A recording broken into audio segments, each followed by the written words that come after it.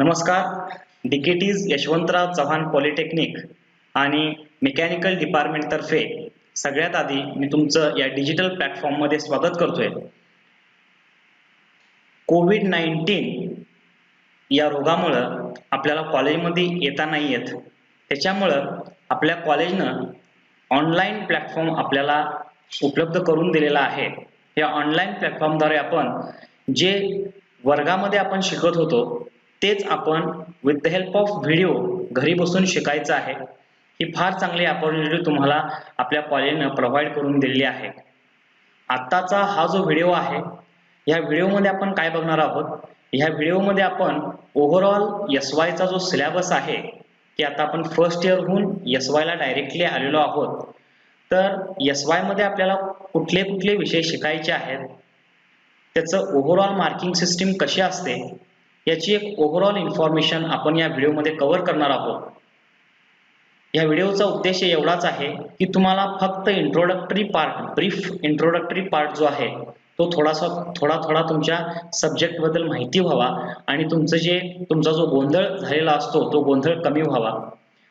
चला तर मग SY च्या विद्यार्थ्यांच्यासाठी कुठले कुठले विषय आपण घेणार आहोत त्याचा एक ओव्हरऑल सिलेबस आपण या व्हिडिओमध्ये बघूया. Okay, let's start. ही जी आहे ही आपली फायनल कॉपी आहे. आपल्या MSPT नं आपल्याला एक SY च्या विद्यार्थ्यांसाठी एक कोर्स डिझाईन केलाय. त्याच्यामध्ये 6 विषय आहेत. त्याच्यातला पहिला जो आहे तो strength of material, basic electrical and electronics, thermal engineering, mechanical working drawing, engineering metrology, mechanical engineering materials, हे अशा प्रकारचे 6 विषय आपल्याला आहेत. If we compare our department with the other department, तर अदर डिपार्टमेंटला SY साठी 5 सब्जेक्ट असतात, फक्त मेकॅनिकल साठी इथं 6 सब्जेक्ट द्यावे लागतात. तर आपण स्टार्ट करूया वन बाय वन की स्ट्रेंथ ऑफ मटेरियल मध्ये काय असणार आहे ते. हे तुमचं व्हील आहे. ह्या व्हील थ्रू तुम्हाला एक ओव्हरव्ह्यू येईल की आपल्याला 6च्या 6 विषय पास व्हायचे आहेत. नेक्स्ट जो कन्सेप्ट आहे तो पहिला जो आपला सब्जेक्ट येतोय, सगळ्यात महत्वाचा सब्जेक्ट आपल्या ओव्हरऑल मेकॅनिकल इंजिनिअरिंग फील्ड मधला, तो जो आहे तो स्ट्रेंथ ऑफ मटेरियल. आता स्ट्रेंथ ऑफ मटेरियल काय आहे, तर स्ट्रेंथ ऑफ मटेरियल हे एक्सटेंडेड व्हर्जन आहे. आपण फर्स्ट इयरला सगळ्यांनी अप्लाइड मेकॅनिक्स बघितलेला आहे. त्या अप्लाइड मेकॅनिक्सचं एक्सटेंडेड व्हर्जन म्हणजेच काय आहे, स्ट्रेंथ ऑफ मटेरियल. आता स्ट्रेंथ ऑफ मटेरियल म्हणजे नेमकं काय, what is mean by strength of material? Strength of material nothing but the ability of material to sustain the load.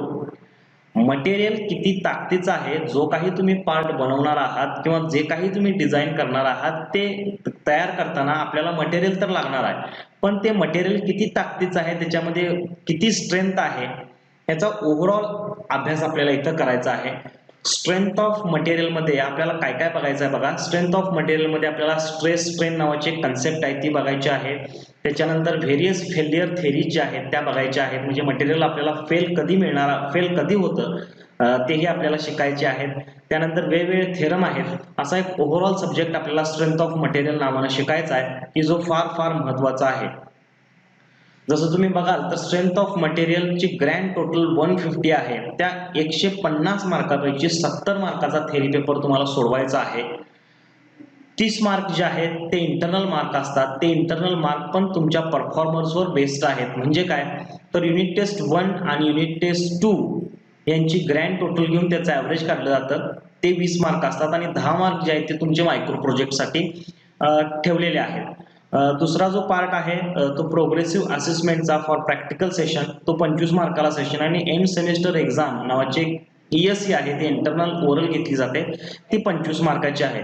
मग टोटल मार्क जे आहेत ते स्ट्रेंथ ऑफ मटेरियलला किती असणार आहेत, तर ते 150 असणार आहेत. स्ट्रेंथ ऑफ मटेरियल हा जो सब्जेक्ट आहे तो फार इंटरेस्टिंग सब्जेक्ट आहे, टेक्निकल सब्जेक्ट आहे. त्याच्यामध्ये नियर अबाउट 50% हा जो पार्ट आहे तो थेरॉटिकल असणार आहे आणि नियर अबाउट 50% हा जो पार्ट असणार आहे तो प्रॉब्लेमॅटिक असणार आहे. ऍप्लिकेशन ओरिएंटेड प्रॉब्लेम त्याच्यामध्ये असतात. सब्जेक्ट फार इंटरेस्टिंग आहे आणि तो सब्जेक्ट तुम्हाला आपले प्रोफेसर AR सावळवाडे सर शिकवणार आहेत. ओके, चला नेक्स्ट सब्जेक्ट आपण बघूया,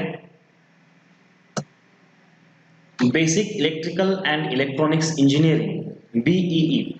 मित्रांनो, आता तुम्हाला माहिती आहे की आताचं जग जे आहे ते प्युअर मेकॅनिकल किंवा प्युअर इलेक्ट्रिकल किंवा प्युअर इलेक्ट्रॉनिक्स असे कुठलेही जॉब आता नसणार आहेत.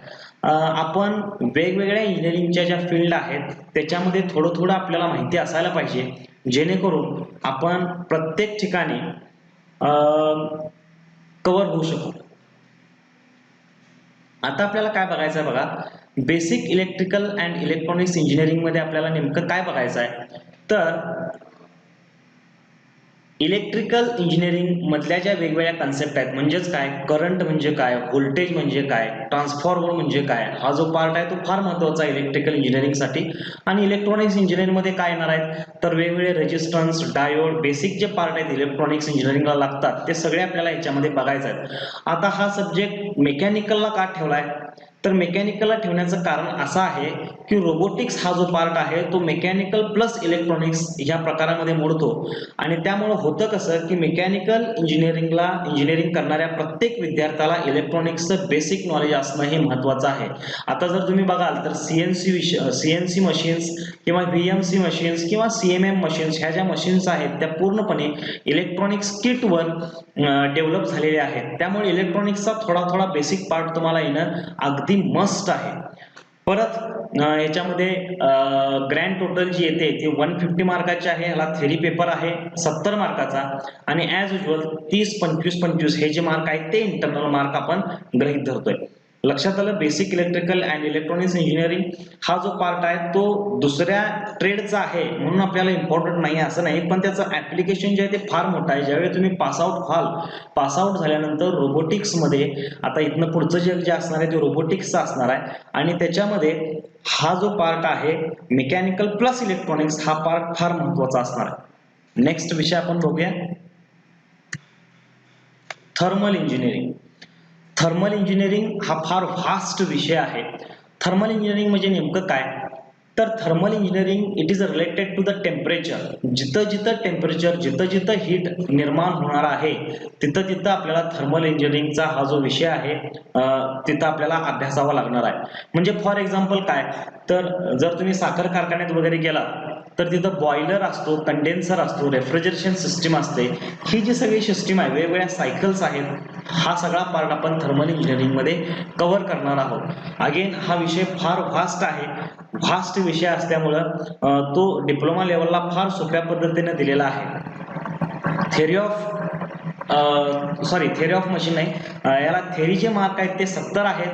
त्यानंतर प्रोग्रेसिव्ह असेसमेंट 30, त्यानंतर प्रोग्रेसिव्ह असेसमेंट 25 असे near about 150 mark grand total जे आहे ते थर्मल इंजिनिअरिंगला आहे. थर्मल इंजिनिअरिंग हा विषय ऍप्लिकेशन ओरिएंटेड आहे.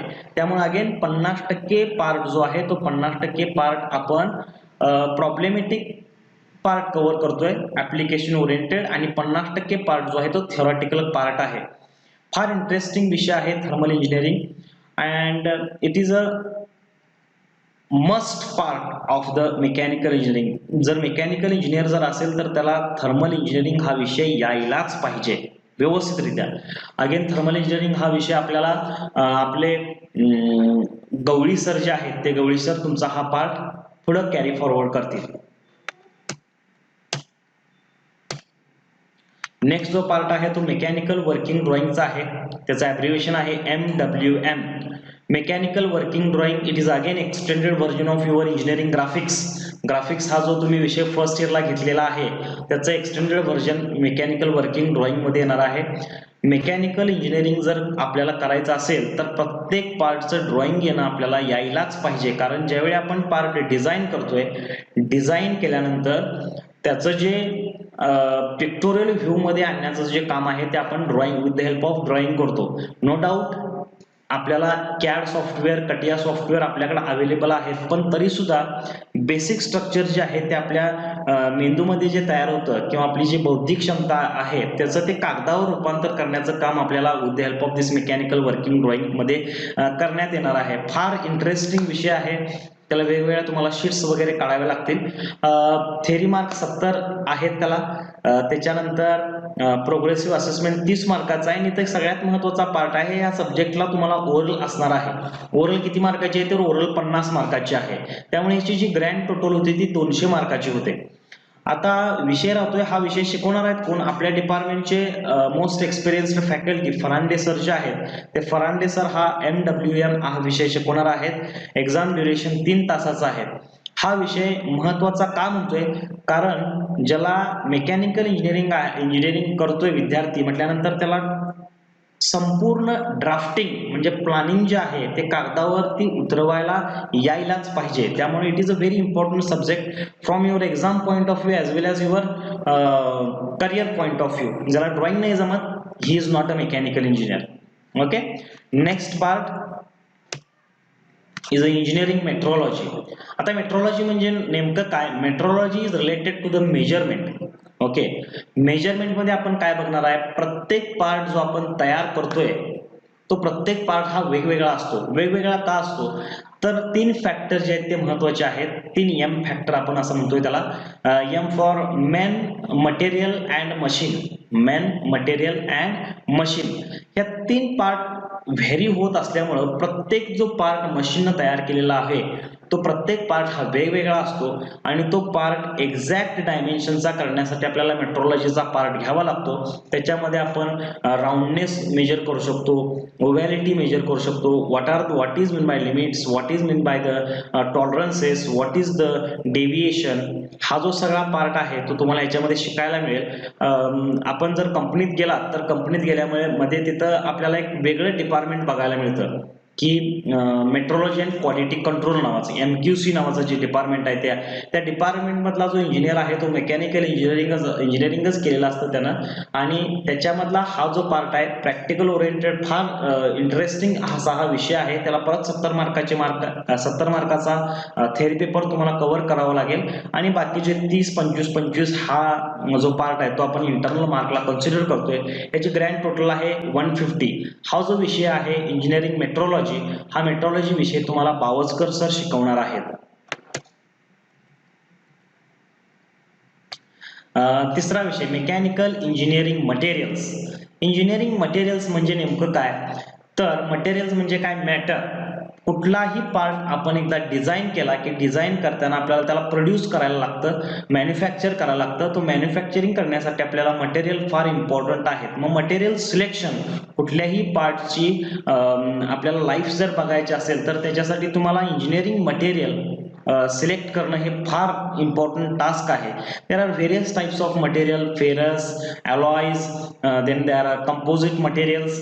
भरपूर प्रकारचे आपल्याला मटेरियल अवेलेबल आहेत. त्याच्यातून चॉईस कसं करायचं म्हणजेच काय, त्या मटेरियलची आपल्याला प्रॉपर्टी बघावी लागेल किंवा जो कंपोनंट तुम्ही कुठं वापरणार आहे तिथली त्याची कंडिशन काय आहे, म्हणजे तिथं टेम्परेचर काय असणार आहे, तिथं टॉलरन्स किती लागणार आहे, हा जो सगळा पार्ट आहे त्याची मशिनेबिलिटी किती असणार आहे, हा जो सगळा पार्ट आहे तो मेकॅनिकल इंजिनिअरिंग मटेरियलमध्ये आपल्याला बघायला मिळणार आहे. अगेन ॲज युजल 70 मार्काचा पेपर असणार आहे आणि बाकीचे जे मार्क आहेत नियर अबाउट 80 मार्क जे आहेत ते आमच्या इंटरनल मार्ककडे असणार आहेत आणि याची ग्रँड टोटल जी असणार आहे ती 150 असणार.